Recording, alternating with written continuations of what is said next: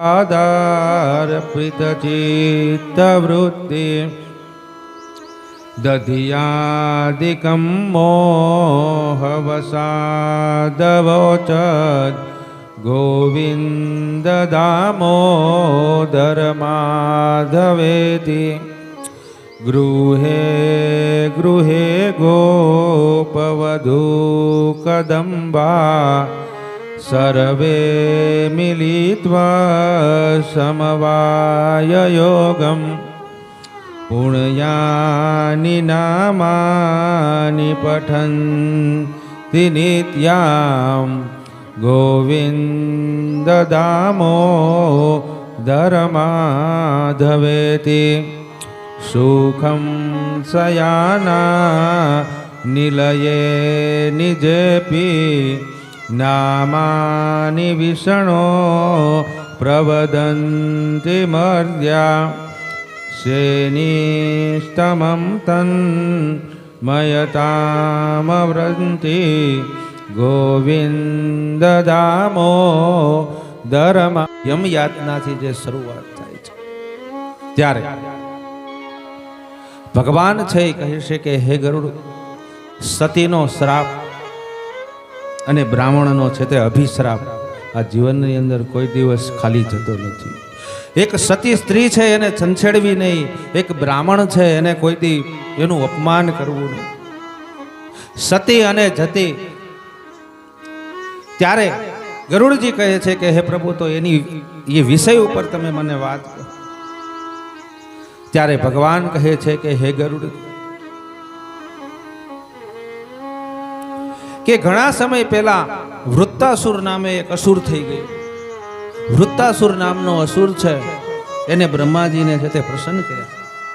બ્રહ્માજીને છે તે પ્રસન્ન કર્યા પછી બ્રહ્માજી પાસે એને જે દિવ્ય જે વરદાનો હતા એ વરદાન છે એને માગી લીધા. કાલે આપણે વાત થઈ હતી ને કે ભગવાનની જે ભક્તિ કરે અને ભગવાન છે પ્રસન્ન થાય પછી કદાચ જે માગે એને ભગવાન આપી દે.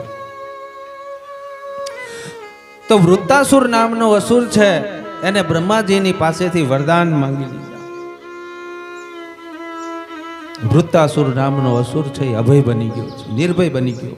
એને ખબર પડી ગઈ કે આ સૃષ્ટિની અંદર હવે મને કોઈ પણ છે એ હરાવી નહીં શકે. પણ જ્યારે જે દેવતાઓ છે એ ત્રાહીમામ છે એ પોકારવા લાગ્યા છે, સૃષ્ટિની અંદર જે અત્યાચાર છે એ વધી ગયો છે, સત્પુરુષોના માણસો છે એની ઉપર આ આસુરી વૃત્તિના માણસો છે એ હિંસા કરવા લાગ્યા છે. દેવતાઓના રાજ્ય છે એ પણ વૃત્તાસુર નામના અસુરે છે તે છીનવી લીધા છે. દેવતાઓ છે એ ઋષિઓના આશ્રમ ઉપર રહેવા લાગ્યા છે. ત્યારે દેવતાઓને એમ થયું કે જો આવું ને આવું રહેશે તો સૃષ્ટિ છે એ નિયમ વિરુદ્ધ થઈ જશે. પછી દેવતાઓને લઈ બધા ઇન્દ્ર મહારાજની પાસે ગયા છે. ઇન્દ્રને લઈ અને બધા છે એ આપણે બ્રહ્મલોકની અંદર ગયા છે અને બ્રહ્માજીને વાત કરી કે હે બ્રહ્માજી, દેવતાઓ છે એ પણ સ્વર્ગ પણ છે એ વૃત્તાસુરે લઈ લીધું છે. દેવતાઓ છે એ ઋષિ મુનિઓના આશ્રમ ઉપર રહેવા લાગ્યા છે. હવે તમે કાંઈક આનું કરો. ત્યારે બ્રહ્માજી કહે છે કે ચાલો આપણે વિષ્ણુ ભગવાનની પાસે જઈએ. પછી બધા છે એ વૈકુંઠની અંદર આવે છે. ભગવાને યુગ નિંદ્રા ધારણ કરેલી હોય છે. ભગવાન છે એ ક્ષીરસાગરની અંદર ભગવાન સૂતા હોય છે. બ્રહ્માજી અને બધા દેવતાઓ છે એ ભગવાનના સાનિધ્યમાં આવે છે, ભગવાનને જાગૃત કરે છે. ભગવાનને કહે છે કે હે પ્રભુ, દેવતાઓ ઉપર દુઃખ આવ્યું છે, હવે તમે જાગો, આનો કાંઈક અમને રસ્તો આપો. ત્યારે વિષ્ણુ ભગવાન કહે છે કે વૃત્તાસુર નામનો જે અસુર છે એ બ્રાહ્મણ છે, એ જન્મથી બ્રાહ્મણ છે પણ એના કર્મ છે એ રાક્ષસી વૃત્તિના છે, એટલે છે એ રાક્ષસ બન્યો છે. પણ મારાથી એને ન મરાય. પણ તમે હિમાલયની અંદર જાઓ, ત્યાં દધીચી ઋષિનો આશ્રમ છે, તમે દધીચી ઋષિને મળજો એટલે આનો રસ્તો છે એ તમને દધીચી ઋષિ આપશે. દેવતાઓ બધા છે ભગવાનને વંદન કરી હિમાલયની અંદર ચાલી નીકળ્યા છે. હિમાલયની અંદર ગયા છે, દધીચી ઋષિનો આશ્રમ જોયો છે. દધીચી ઋષિના આશ્રમની અંદર બધા ગયા છે. બધાયની દધીચી ઋષિએ આગતા સ્વાગતા કરી છે. બ્રહ્માજી પણ હતા. જે બધાને છે તે દધીચી ઋષિએ આદર ભાવ અને આવકાર આપ્યો છે. પછી પૂછ્યું કે ભાઈ અહીંયા તમારે અત્યારે આવવાનું કારણ શું છે? ત્યારે બ્રહ્માજીએ દધીચી ઋષિને કીધું કે હે દધીચી, દેવી તત્વ છે એ સંકટની અંદર છે, આસુરી તત્વ છે એનો આ પૃથ્વીની અંદર વ્યાપ્ત વધી ગયો છે. કારણ કે આસુરી તત્વનો વ્યાપ્ત વધે એટલે જે વસ્તુનો ધર્મ છે એ લુપ્ત થઈ જાય, સાચો માણસ છે એ સંતાઈ જાય. અત્યારે તમે જોજો, અત્યારે આપણે સતી સ્ત્રીના ક્યાંય તમને ક્યાંય આપણે દર્શન નહીં થાય, મંદિરની અંદર પણ એ નહીં. કારણ સાધુ પુરુષ છે, સતી સ્ત્રી છે, એ અત્યારે જે આપણે સમય છે એનો નથી, એટલે એ ન હોય. એટલે દધીચી ઋષિને કીધું કે જે વૃત્તાસુર નામનો અસુર છે એનો ઉપદ્રવ બહુ વધી ગયો છે. એને 3 લોક છે એ જીતી લીધા છે, દેવતાઓનું સ્વર્ગ પણ છે એ લઈ લીધું છે. ત્યારે જે દધીચી ઋષિ છે એ બ્રહ્માજીની હારે વાત કરે છે ત્યારે આકાશવાણી થાય છે. અને ભગવાન છે એ આકાશવાણી દધીચી ઋષિને કરી અને કહે છે કે હે દધીચી ઋષિ, કે તમારું જે હાડપિંજર છે, હાડપિંજરમાંથી જો એક શસ્ત્ર બનાવવામાં આવે અને એ શસ્ત્ર લઈ જો આ આસુરની હારે યુદ્ધ કરવામાં આવે તો જ દેવતાઓની જીત થાય, બાકી દેવતાઓની જીત થાય. ત્યારે જે દધીચી ઋષિ છે એમને કીધું કે કાંઈ વાંધો નહીં, કે દેવી તત્વોના રક્ષણ માટે જો મારું જે શરીર છે એ કાયમ આવી જતું હોય તો હમણાં હું સમાધિમાં બેસું, મારો આત્મા છે એ પર થઈ જાય, મારું શરીર જ ખાલી અહીંયા રહેશે, મારું જે મન છે, મારો આત્મા છે એ શિવની અંદર ભળી જશે અને મારા શરીરમાંથી જે તમારે મારા હાડપિંજરની જરૂર પડે એ તમે લઈ લેજો. કંઈ વાંધો નહીં. જ્યારે એનો સમય થયો એટલે જે દધીચી ઋષિ છે એ સમાધિમાં બેઠા છે. સમાધિમાં બેઠા શિવની હારે જીવનું જ્યારે મિલન થઈ ગયું, દેવતાઓને ખબર પડી ગઈ કે દધીચી ઋષિનો આત્મા છે એ શરીરની અંદર નથી. એટલે એમના જે શરીરના હાડપિંજર હતા એનું એક શસ્ત્ર બનાવ્યું છે. દિવ્ય શસ્ત્ર બનાવી વૃત્તાસુર નામનો જે અસુર છે એની સાથે ઇન્દ્ર મહારાજ છે એ યુદ્ધ કરવા માટે જાય છે. ઇન્દ્ર મહારાજ છે એ વૃત્તાસુરને લલકારે છે. વૃત્તાસુર નામનો અસુર છે એ ઇન્દ્ર મહારાજની સાથે યુદ્ધ કરે છે. વૃત્તાસુરનો ઇન્દ્ર મહારાજ છે એ સંહાર કરે છે. પણ ઇન્દ્ર મહારાજનો વાન છે એ શ્યામ પડી જાય છે. વૃત્તાસુર જે હતો એ બ્રાહ્મણ હતો, એને બ્રહ્મત્યા લાગી ગઈ અને ઇન્દ્ર મહારાજનો વાન છે એ શ્યામ થઈ ગયો છે. જે રૂપનો અંબાર હતા, બ્રહ્મત્યા લાગી એટલે એનો વાન છે એકદમ શ્યામ થઈ ગયો. એટલે ઇન્દ્ર મહારાજને એવું થયું કે આવું રૂપ છે એટલે મારે હવે સ્વર્ગમાં જવું નથી.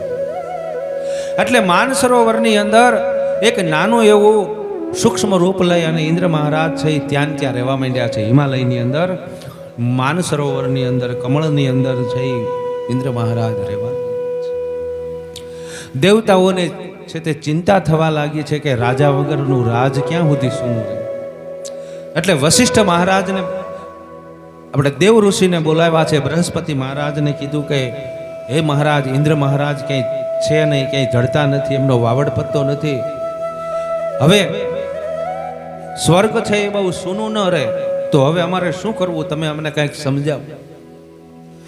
ત્યારે બૃહસ્પતિ મહારાજ દેવગુરુ કહે છે કે ઇન્દ્ર મહારાજનો કંઈ પત્તો નથી, પણ સ્વર્ગ છે એ પણ સૂનું ન રહે, દેવતાઓ છે એ રાજા વગરના ન રહેવા જોઈએ. એટલે કહે છે કે તમે કે પૃથ્વીની અંદર જાઓ, અયોધ્યાની ગાદી ઉપર સૂર્યવંશી રાજા છે જે નહુષ નામે રાજા છે, 1000 વર્ષનું એનું પુણ્ય છે, એને તમે અહીંયા લાવો તો એ સ્વર્ગના રાજા બની શકે, બાકી બીજા કોઈ ન બની શકે. ત્યારે બૃહસ્પતિ મહારાજને વંદન કરી સપ્ત ઋષિ છે એ વહેમાન લઈ અને અયોધ્યાની અંદર આવ્યા છે. અયોધ્યાની અંદર આવ્યા એટલે નહુષ મહારાજને જાણ કરી કે સપ્ત ઋષિઓ આવ્યા છે ઋષિઓની આગતા સ્વાગતા કરી છે, રોક્યા છે. ને પછી વાતમાંથી વાત થઈ એટલે નહુસ મહારાજે કીધું કે અહીંયા આવવાનું કારણ શું છે? ત્યારે કીધું કે અમને દેવગુરુએ મોકલ્યા છે, ઇન્દ્ર મહારાજ છે એ કે અમને મળતા નથી, પણ સ્વર્ગનું રાજ્ય છે એ તમારે સંભાળવાનું છે, એટલે અમને બૃહસ્પતિ મહારાજે અહીંયા મોકલ્યા છે અને તમારે ત્યાં આવવાનું છે. વિચાર કરજો, જ્યાં જે જગ્યાએ છે તે આપણે આપણો ઉદય થાય, આપણો ધર્મ હોય, આપણું પુણ્ય હોય તો એ ગમે ત્યાં ઉદય થાય છે. તમે વિચાર કરો, 1000 વર્ષનું પુણ્ય એનું અહીંયા ભેગું થયું તો એને રાજ્ય ક્યાંનું મળ્યું? સ્વર્ગનું રાજ્ય મળ્યું. દેવતાઓ છે એ નહુસ મહારાજને લઈ અને જાય છે. નહુસ મહારાજે અયોધ્યાની ગાદી છે એમના જે દીકરા છે એમને સોંપી દીધી છે. સ્વર્ગની અંદર ગયા છે. જે બૃહસ્પતિ મહારાજ છે એને રાજ્યાભિષેક કર્યો છે. ઇન્દ્ર મહારાજ બની ગયા છે. નહુસ મહારાજનું નામ છે એનું વયું ગયું છે, ઇન્દ્ર કહેવા લાગ્યા છે. હવે આ બાજુ રાજ્ય છે એ સરસ રીતે ચાલવા લાગ્યું છે. સમય જતા એકવાર નહુસ મહારાજ છે એ સ્વર્ગની અંદર ચાલ્યા જાય છે. એમાં ઇન્દ્ર મહારાજના જે રાણી છે, જે સચી છે, એ મહેલના ઝરૂખાની અંદર ઊભા હોય છે. આ જે નહુસ મહારાજ છે એની નજર છે એ રાણીની ઉપર પડે છે. ત્યારે એમને કીધું કે આ સ્ત્રી કોણ છે? ત્યારે દેવતાઓ છે એ કહે છે કે અમારા જે મહારાજ ઇન્દ્ર હતા એમના રાણી છે, સચી એમનું નામ છે. ત્યારે નહુસ મહારાજને ઇન્દ્રાણીને જોતા, એનું રૂપ જોતા એની ઉપર જે નહુસ રાજા છે એ મોહિત થઈ ગયા છે. અને એને કીધું કે અત્યારે કોઈ ઇન્દ્ર નથી, આ સ્વર્ગનો ઇન્દ્ર હું છું, તો જે ઇન્દ્રાણી છે એ પણ મારી જ. આવી રીતના દેવગુરુ પાસે જઈ અને જે નહુસ મહારાજ છે એને વાત કરી કે હે દેવગુરુ, અત્યારનો ઇન્દ્ર કોણ છે? કે મહારાજ કે તમે ઇન્દ્ર છો. તો કે ઝરૂખામાં બેઠેલી જે ઇન્દ્રાણી રહી એ કોની છે? ત્યારે જે દેવગુરુ હતા એને ખબર પડી કે મારાથી થોડીક ભૂલ થઈ ગઈ છે, જે ઇન્દ્ર બેહાર્યો એ મેં ખોટો બેહાર્યો છે. પણ રાજ્યાભિષેક થયો છે એટલે હવે એનેથી એને જાકારો ન દેવાય. પણ સમય જતા નહુસ મહારાજે કીધું કે હવે મારા એની સાથે તમે લગ્ન કરાવો. ત્યારે આ બાજુ જે સચી છે એને ઉપાધિ થવા લાગી છે. રાત્રિના સમયે દેવગુરુનો જે જ્યાં નિવાસ સ્થાન છે જ્યાં જઈ અને ઇન્દ્રાણી છે એ રોવા માંડ્યા છે કે હે દેવગુરુ, મારા સતી તત્વનું રક્ષણ નહીં થાય. ત્યારે દેવગુરુ કહે છે કે રાણી તમે મૂંઝાશો નહીં, એનો સમય આવશે ત્યારે એ પણ વસ્તુ બની રહેશે. પણ જ્યારે તમે હવે એને આપણે રાજા સ્વીકાર્યા છે તો એને આપણે છોડાય નહીં, પણ એવો પણ સમય આવીને ઊભો રહેશે કે એનું પાપ છે એટલે એનું ફળ એને ભોગવવું પડશે. પણ તમારે એક વસ્તુ યાદ રાખવાની, તમારી પાસે એ લગ્નનું આમંત્રણ મોકલે તો તમારે કહેવાનું કે સપ્તઋષિ જો તમારી પાલખી ઉપાડીને આવે તો હું તમને વરુ ન કરું. કાંઈ વાંધો નહીં, સવાર પડ્યું છે. નહુસ રાજાએ દેવસભાની અંદર આ વાત કરી છે. ત્યારે બૃહસ્પતિએ કીધું કે કાંઈ વાંધો નહીં, કે તમે ઝરૂખે વેણ મોકલો, શું જવાબ આવે છે એ પ્રમાણે આપણે આગળ એની વાત કરીશું. પછી ચિઠ્ઠી મોકલી છે. ચિઠ્ઠી છે એ ત્યાં પહોંચી છે એટલે જે સચી હતા એને વળતી ચિઠ્ઠીમાં જવાબ આપ્યો કે મને તમારી સાથે લગ્ન કરવામાં કંઈ વાંધો નથી, પણ સપ્તઋષિ જો તમારી પાલખી બાંધી આવે, ઉપાડીને આવે અને ડાબી સાઈડમાં આગળ જો દુર્વાસા મુનિ રહે તો હું તમારી સાથે લગ્ન કરું ન કરું. ત્યારે નહુસ રાજાએ કીધું કે સપ્તઋષિ છે એ મારું જ ખાય છે કે એટલું મારું કામ ન કરે કે બોલાવો સપ્તઋષિને. એટલે સપ્તઋષિને બોલાવવામાં આવ્યા છે. સપ્તઋષિએ કીધું આ સ્વર્ગનો ઇન્દ્ર હું છું, હું બધાયનો રાજા છું, કાલે મારી જાન જવાની છે. સપ્તઋષિએ મારી પાલખી ઉપાડવાની છે અને ડાબી સાઈડની અંદર આગળ છે આપણે જે દુર્વાસા ઋષિ છે એમને ઊભું રહેવાનું છે, કાંઈ વાંધો નહીં. કારણ કે જે પાલખીની ડાબી સાઈડથી જ માણસો ઉતરી શકતા. પહેલાં તમે રાજા રજવાડાના વેલરા જોજો કે ડાબી સાઈડથી જ માણસ ઉતરી શકે, જમણી સાઈડ હોય એ પડદો પેક હોય. એટલે જે દુર્વાસા ઋષિને આગળ રાખ્યા અને પાછા ડાબી સાઈડ રાખ્યા. જો છે તે અગ્નિનો કોઈ અવતાર હોય તો દુર્વાસા બતાવવામાં આવ્યો છે કે એને એની સામે બોલવામાં જો પણ ફેર પડે તો પણ શ્રાપ દઈ દે. એટલે દેવગુરુને ખબર હતી કે નવસ રાજા છે આના કંઈક વાંકમાં ન્યા સુધી પોગતા આવી જશે. સ્વર્ગમાંથી પાલખી ઉપડી છે, દુર્વાસા ઋષિ છે એ ત્યાં પણ છે તે આપણે જે કીડા મકોડા ન મરે એટલે પગ છે એના છે તે આપણે અદલ બદલ થાય છે દુર્વાસા ઋષિના. અને આ બાજુ નહુસ રાજાને છે તે આપણે છે તે કામ વાસનાના બાણ વાગ્યા છે. એને એમ છે કે જલ્દી મને ઝરૂખે પહોંચાડી દે, પણ દુર્વાસા ઋષિ છે એ બરોબર હાલી શકતા નથી. એટલે જે કામ વાસનાના લીધે જે રાજા છે એ ભાન ભૂલી ગયા છે કે મારી પાલખી કોણ ઉપાડે છે. અને ડાબા પગે વેલામાંથી જે પગ કાઢી અને દુર્વાસા ઋષિને લાત મારે છે કે તું હાલતો કેમ નથી. જ્યાં લાતનો પ્રહાર થાય ત્યાં દુર્વાસા ઋષિ છે અને જમણા હાથમાં જારી ભરી સર્પ સર્પ સર્પ થઈ જાય એમ કરીને શ્રાપ આપી દે છે. અને ઈ વેલડામાંથી જે નહુસ રાજા છે એ સર્પ થઈ અને બહાર નીકળે છે. 1000 વર્ષનું પુણ્ય છે અહીંયા એનું પૂરું થઈ ગયું છે. એટલે ભગવાન કહે છે કે સતી સ્ત્રી છે એને કોઈ દી તમારે છંછેડવી નહીં. સતીનો શ્રાપ છે એ કોઈ દિવસ સૃષ્ટિની અંદર ખાલી જતો નથી, લાગ્યા વગર છે એ રહેતો નથી. ત્યારે ગરુડજી છે એ ભગવાનને પૂછી રહ્યા છે કે હે ગરુડજી, અને સ્ત્રી છે જો ધારે તો ધૂળનો ઢગલો હોય ત્યાં મેલ બનાવે, અને મેલ હોય ત્યાં જો આપણે ધૂળનો ઢગલો ધારે તો બનાવી શકીએ. એટલે જ શાસ્ત્રની અંદર કીધું છે કે ઘરનું વાતાવરણ છે એ શુદ્ધ હોવું જોઈએ, ઘરનું વાતાવરણ છે એ પવિત્ર હોવું જોઈએ. ઘરની અંદર જે તમારા સંસ્કાર છે, ઘરની વાણી છે એ જ પોપટ બોલે. પણ સંસ્કાર આપણને ક્યારે મળે? કોઈ સત્સંગમાં જઈએ, કોઈ સંતના સાનિધ્યમાં જઈએ, કોઈ સદગુરુના સાનિધ્યની અંદર જઈએ તો આપણને સારી વાતો મળે છે, સારા સંસ્કારો મળે છે. સરોવર તરોવર સંતજન ચોથા વર્ષે મેઘ છે તે પરમારથના કારણે છે તે ચારેય દરિયા દે. જ્યારે તમે પરમારથ કરવાનું તમને હુજે ત્યારે તમારે સમજવાનું કે આપણી જે સંપત્તિ છે એ લેખે વપરાય છે. અને સદગુરુના શરણમાં કોઈ પણ માણસ એકવાર વયો જાય એટલે પછી એના ગમે એવી એની વિડંબણા હોય એ એનો ગુરુ છે એ પાર પાડી દે. અને એકવાર તમને એની ઉપર વિશ્વાસ બેસી જવો કે ના ના આજ હું 12 વર્ષ સુધી તમે કદાચ ગમે એવો આપણે પથ્થર મૂકીને બેહો, તમારું તન મન એની ઉપર લાગી જાય એટલે એ પથ્થરમાં જ જવાબ દેવો પડે તમને. 12 વર્ષે તમારું તપ છે એ પાકી જાય.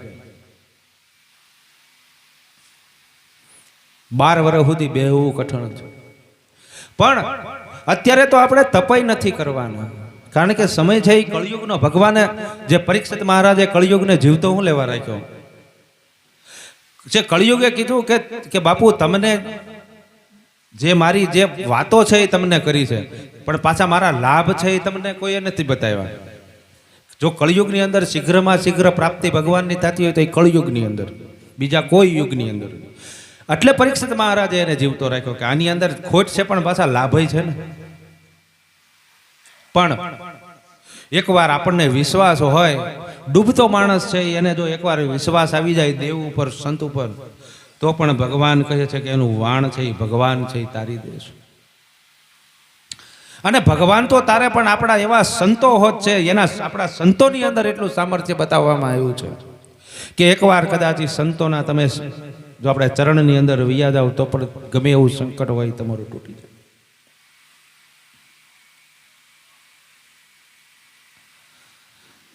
અમેરિકાની અંદર વીરપુરની બાજુમાં એક પટેલ હતા, અમેરિકાની અંદર રહેતા હતા, નાનપણથી રહેતા, પછી એને આખી જિંદગી શેઠ ભેગી પૂરી કરી નાખી.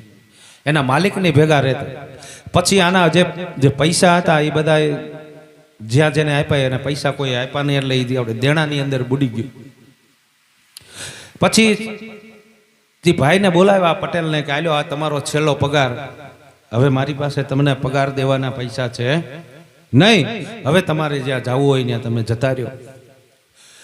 ત્યારે ઓલા જે ભાઈ હતા એને કીધું કે ભાઈ તમને વાંધો શું આવ્યો મારી યારે? કે તાકે એવું નથી, હવે મારી પાસે જ કાંઈ નથી, હું તમને શું આપું?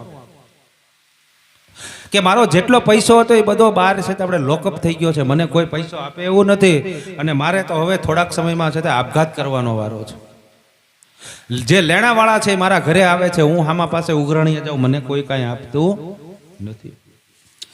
ત્યારે આ જે વીરપુરના પટેલ હતા એને કીધું કે ભાઈ જે તમારું હોય પણ અમારા વીરપુરના કે જલારામ બાપા છે એની તમે એકવાર માનતા રાખો, હવાશેર હાકર અને એક શ્રીફળની. જો તમારી જેટલી ઉઘરાણી છે એ પતી જાય તો તમારે વીરપુર જઈ અને એક બાપાને આટલી માનતા કરવા. ત્યાં ડૂબતો માણો હોય આપણે તળખલાને ચાલે. ત્યારે કીધું કે કાંઈ વાંધો નહીં, જો મારા બધા પૈસા છે એ પતી જાય તો વીરપુર એકવાર હું જઈશ.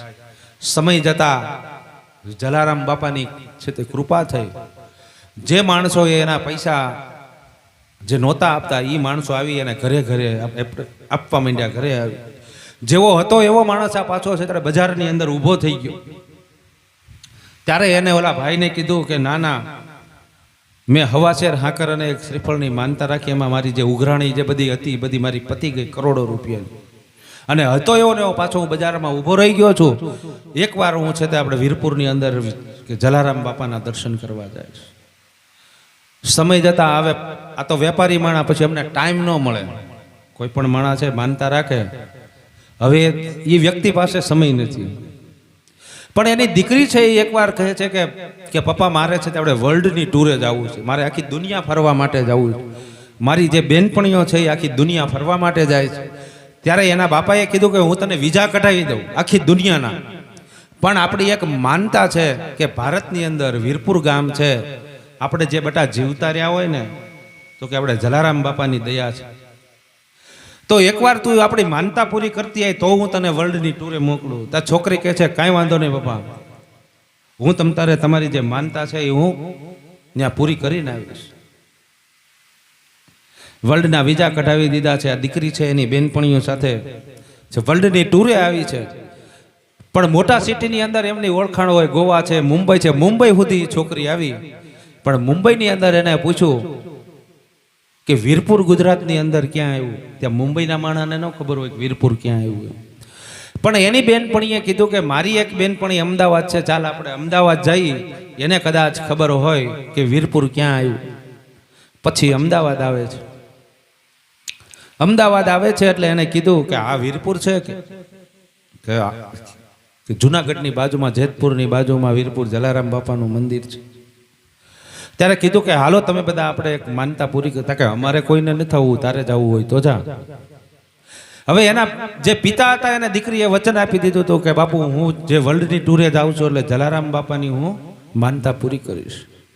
પણ તમે વિચાર કરજો, આ દેશનો સંત છે, આપણી દીકરીઓની તો રક્ષા કરે પણ વિદેશની દીકરીઓની પણ રક્ષા કરે. મારે એ તમને વાત કેવી છે કે સંતનો એક જે સંતોનો એક આપણે સ્વભાવ કેવો છે. જ્યારે આ દીકરી છે અમદાવાદથી બેહે છે, અમદાવાદની બસમાં બેહે છે ધોરાજી વાળી, એને કંડક્ટરને કીધું કે મને વીરપુર આવે એટલે તમે મને જગાડી દેજો. હવે કંડક્ટર વાતમાં ભૂલી ગયા, જેતપુર વટી ગયા, અને જેતપુરથી વીરપુરથી છે તે આપણે 3 કિલોમીટર આગળ બસ વહી ગઈ એટલે દીકરી જાગી. એને કીધું કે મારે વીરપુર ઉતરવાનું છે. ત્યારે કંડક્ટરે કીધું કે બેટા વીરપુર તો વયું ગયું. તો કે હવે તાકે બસ હવે ડેપોમાં ન આવે પાછી.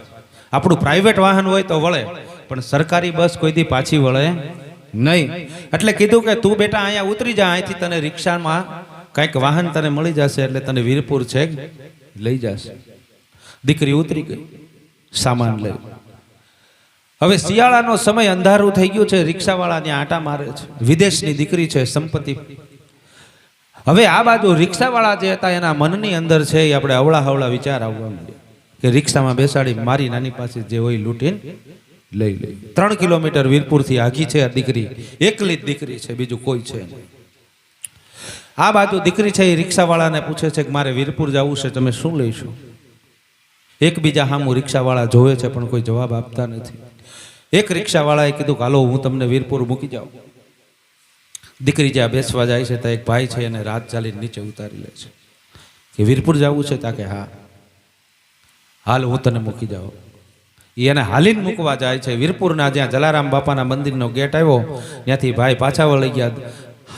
જે માણસો હતા એને ખબર પડી કે કોઈક વિદેશની દીકરી આવી છે, તરત જ એની માટે ગેસ્ટ હાઉસ ઉતારા ખોલાવી દીધા છે. સવારમાં દીકરી નાહી ધોઈ અને જે શ્રીફળ અને સવાસેર હાકરની માનતા હતી મંદિરની અંદર લઈ અને જાય છે. જે પૂજારી છે એને કહે છે કે લ્યો મારી એક માનતા છે, મારા પપ્પાની માનેલી પૂરી કરવાની છે. જ્યારે મંદિરનો ગેટ ખોલે ત્યારે જલારામ બાપાનો ફોટો હોય છે. ત્યારે દીકરીએ કીધું કે મારા ભાઈને મળવું છે, મારા દાદાને મળવું છે.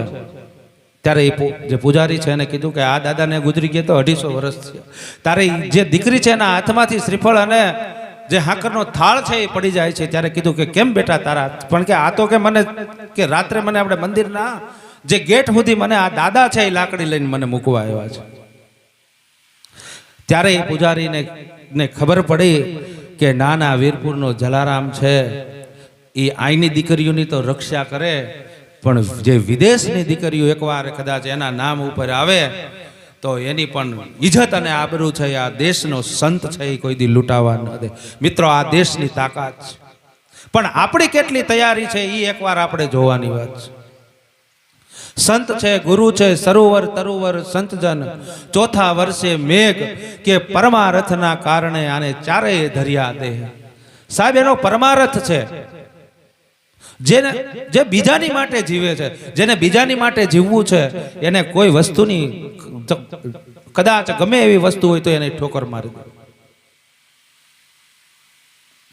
સંતોનો સ્વભાવ છે, સંતોનો તો સ્વભાવ છે એવો કે જનેતાની ગોદ ના દેવો.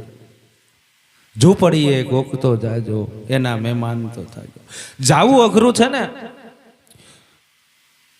કે માત સુવડાવે અને સંત જગાડે. હે, બાળકને એની માં છે એ સુવડાવે તો માં રાજી થાય કે હાશ મારો દીકરો સૂઈ ગયો છે. પણ સંત છે એ જગાડે અને મેળવી દે ભગવાન. સંતના સાનિધ્યમાં તમે જાઓ અને એકવાર સંત જો તમને જગાડી દે એટલે સીધો જે સંત છે એ તમને આપણે ઈશ્વરની હારે સાક્ષાત્કાર કરાવી દે. આ સંતની તાકાત છે. ત્યારે ગરુડજી છે એ ભગવાનને કહે છે કે હે પ્રભુ, તમે મને સતી તત્વની વાત કરી, સતીના શ્રાપની વાત કરી,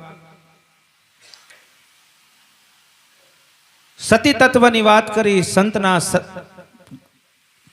ત્યારે ગરુડજી છે એ ભગવાનને કહે છે કે હે ગરુડ, કોઈ પણ જગ્યાએ તમે જાઓ, સંત છે, ગુરુ છે, એના સાનિધ્યમાં તમે એકવાર વયા જાઓ તો પછી તમારા ભવના જે દુઃખ છે એની વાત છે એ બધી પૂરી થઈ જાય છે.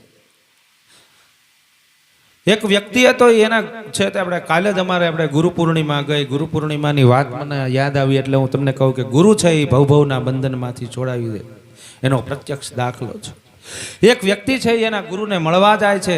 ત્યારે જો કીધું છે કે દેવ, ગુરુ અને બ્રાહ્મણ આનું ઋણ કોઈ દી માથે ન રાખે, કારણ કે એ તમારું ઋણ માથે ન રાખે.